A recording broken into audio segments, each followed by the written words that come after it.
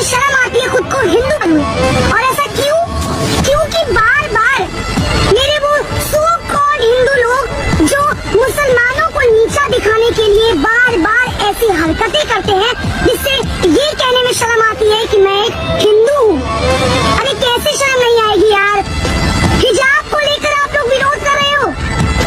अगर लड़की पर्दे में है तो उसकी क्या गलती है? अगर लड़की छोटे कपड़े पहनती है तो यही वो लोग हैं जो सबसे पहले सवाल उठाते हैं कि लड़की ने छोटे कपड़े पहने थे इससे उसका रेप हुआ। लड़की अगर ब्रा या पैंटी में चलती है तो उसका रेप हुआ।